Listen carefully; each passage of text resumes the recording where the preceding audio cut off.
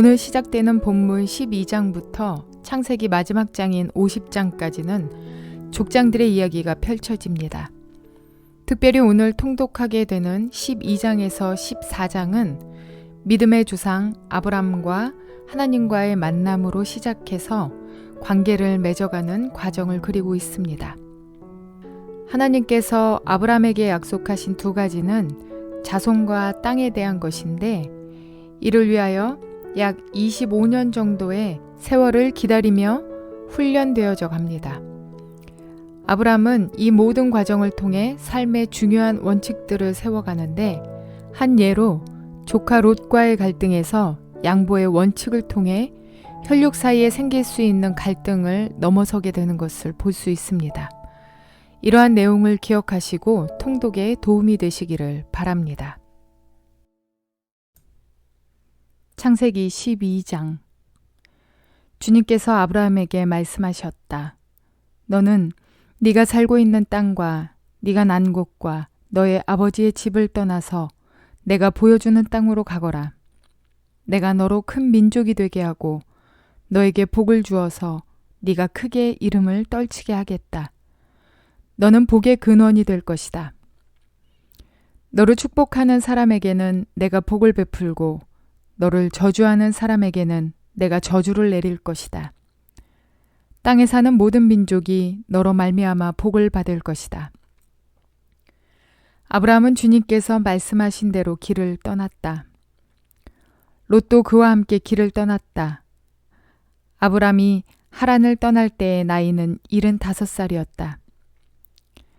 아브람은 아내 사레와 조카 롯과 하란에서 모은 재산과 거기에서 얻은 사람들을 거느리고 가나안 땅으로 가려고 길을 떠나서 마침내 가나안 땅에 이르렀다. 아브람은 그 땅을 지나서 세겜 곧 모래의 상수리 나무가 있는 곳에 이르렀다. 그때 그 땅에는 가나안 사람들이 살고 있었다. 주님께서 아브람에게 나타나셔서 말씀하셨다. 내가 너의 자손에게 이 땅을 주겠다. 아브람은 거기에서 자기에게 나타나신 주님께 제단을 쌓아서 바쳤다. 아브람은 또 거기에서 떠나 베델의 동쪽에 있는 산간 지방으로 옮겨가서 장막을 쳤다. 서쪽은 베델이고 동쪽은 아이이다. 아브람은 거기에서도 제단을 쌓아서 주님께 바치고 주님의 이름을 부르며 예배를 드렸다. 아브람은 또 길을 떠나 줄곧 남쪽으로 가서 네겝에 이르렀다. 그 땅에 기근이 들었다. 그 기근이 너무 심해서 아브람은 이집트에서 얼마 동안 몸부쳐서 살려고 그리로 내려갔다.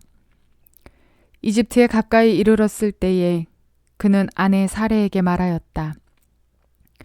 여보, 나는 당신이 얼마나 아리따운 여인인가를 잘 알고 있소. 이집트 사람들이 당신을 보고서 당신이 나의 아내라는 것을 알면 나는 죽이고 당신은 살릴 것이오. 그러니까 당신은 나의 누이라고 하시오. 그렇게 하여야 내가 당신 덕분에 대접을 잘 받고 또 당신 덕분에 이 목숨도 부지할 수 있을 거요. 아브람이 이집트에 이르렀을 때에 이집트 사람들은 아브람의 아내를 보고 매우 아리따운 여인임을 알았다.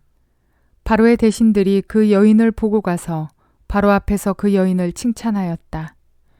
드디어 그 여인은 바로의 궁전으로 불려 들어갔다. 바로가 그 여인을 보고서 아브람을 잘 대접하여 주었다. 아브람은 양떼와 소떼와 암나귀와 순나귀와 남녀 종과 낙타까지 얻었다.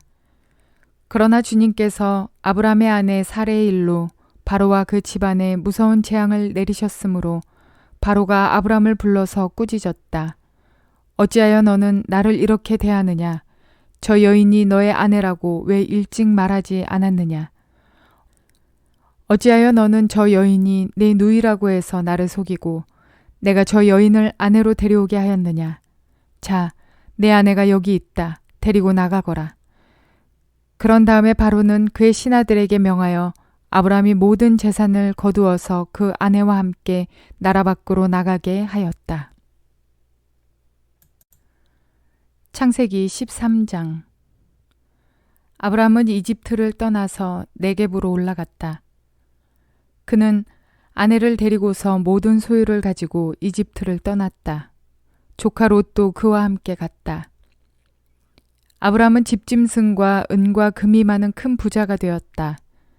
그는 네겝에서는 얼마 살지 않고 그곳을 떠나 이곳저곳으로 떠돌아다니다가 베델 부근에 이르렀다. 그곳은 베델과 아이 사이에 있는 예전에 장막을 치고 살던 곳이다. 그곳은 그가 처음으로 제단을 쌓은 곳이다. 거기에서 아브라함은 주님의 이름을 부르며 예배를 드렸다. 아브라함과 함께 다니는 롯에게도 양떼와 소떼와 장막이 따로 있었다. 그러나 그 땅은 그들이 함께 머물기에는 좁았다. 그들은 재산이 너무 많아서 그 땅에서 함께 머물 수가 없었다. 아브라함의 집짐승을 치는 목자들과 롯의 집짐승을 치는 목자들 사이에 다툼이 일어나곤 하였다. 그때 그 땅에는 가나안 사람들과 브리스 사람들도 살고 있었다. 아브라함이 롯에게 말하였다. 너와 나 사이에 그리고 너의 목자들과 나의 목자들 사이에 어떠한 다툼도 있어서는 안 된다. 우리는 한 핏줄이 아니냐. 네가 보는 앞에 땅이 얼마든지 있으니 따로 떨어져 살자. 네가 왼쪽으로 가면 나는 오른쪽으로 가고 네가 오른쪽으로 가면 나는 왼쪽으로 가겠다. 롯이 멀리 바라보니 요단 온 들판이 소알에 이르기까지 물이 넉넉한 것이 마치 주님의 동산과도 같고 이집트 땅과도 같았다. 아직 주님께서 소돔과 고모라를 멸망시키시기 전이었다. 롯은 요단의 온 들판을 가지기로 하고 동쪽으로 떠났다. 이렇게 해서 두 사람은 따로 떨어져서 살게 되었다. 아브람은 가나안 땅에서 살고 롯은 평지의 여러 성읍을 돌아다니면서 살다가 소돔 가까이에 이르러서 자리를 잡았다. 소돔 사람들은 악하였으며 주님을 거슬러서 온갖 죄를 짓고 있었다. 롯이 아브람을 떠나간 뒤에 주님께서 아브람에게 말씀하셨다. 너 있는 곳에서 눈을 크게 뜨고 북쪽과 남쪽, 동쪽과 서쪽을 보아라. 네 눈에 보이는 이 모든 땅을 내가 너와 내 자손에게 아주 주겠다. 내가 너의 자손을 땅의 먼지처럼 셀 수 없이 많아지게 하겠다. 누구든지 땅의 먼지를 셀 수 있는 사람이 있다면 너의 자손을 셀 수 있을 것이다. 내가 이 땅을 너에게 주니 너는 가서 길이로도 걸어보고 너비로도 걸어보아라. 아브라함은 장막을 거두어서 헤브론의 마물에 곧 상수리 나무들이 있는 곳으로 가서 거기에서 살았다. 거기에서도 그는 주님께 제단을 쌓아서 바쳤다. 창세기 14장. 시날 왕 아므라벨과 엘라살 왕 아리옥과 엘람 왕 그돌라오멜과 고임 왕 디달의 시대에 이 왕들이 소돔 왕 베라와 고모라 왕 비르사와 아드마 왕 시납과 스보임 왕 세메벨과 벨라 왕 곧 소알 왕과 싸웠다. 이 다섯 왕은 군대를 이끌고 시딤 벌판 곧 지금의 소금 바다에 모였다. 지난날에 이 왕들은 12년 동안이나 그돌라오멜을 섬기다가 13년째 되는 해에 반란을 일으켰던 것이다. 14년째 되는 해에는 그돌라오멜이 자기와 동맹을 맺은 왕들을 데리고 일어나서 아스드록 가르나임에서는 르밧 사람을 치고 함에서는 수스 사람을 치고 사워 기라다임에서는 엠 사람을 치고 세일 산간 지방에서는 호리 사람을 쳐서 광야 부근 엘바란까지 이르렀다. 그리고는 쳐들어온 왕들은 방향을 바꿔서 엠미스밧 곧 가데스로 가서 아말렉 쪽의 온 들판과 하사손담 아래 사는 아모리족까지 쳤다. 그래서 소돔 왕과 고모라 왕과 아드마 왕과 스보임 왕과 벨라 왕 곧 소알 왕이 시딤 벌판으로 출전하여 쳐들어온 왕들과 맞서서 싸웠다. 이 다섯 왕은 엘람 왕 그돌라오멜과 고임 왕 디달과 시날 왕 아므라벨과 엘라살 왕 아리옥 이 네 왕을 맞아서 싸웠다. 시딤 벌판은 온통 역청 수렁이로 가득 찼는데 소돔 왕과 고모라 왕이 달아날 때에 그들의 군인들 가운데서 일부는 그런 수렁에 빠지고 나머지는 산간 지방으로 달아났다. 그래서 쳐들어온 네 왕은 소돔과 고모라에 있는 모든 재물과 먹거리를 빼앗았다. 아브라함의 조카 롯도 소돔에 살고 있었는데 그들은 롯까지 사로잡아가고 그의 재산까지 빼앗았다. 거기에서 도망쳐 나온 사람 하나가 히브리 사람 아브라함에게 와서 이 사실을 알렸다. 그때 아브라함은 아모리 사람 마므레의 땅 상수리 나무들이 있는 곳에서 살고 있었다. 마므레는 에스골과는 형제 사이이고 아넬과도 형제 사이이다. 이들은 아브라함과 동맹을 맺은 사람들이다.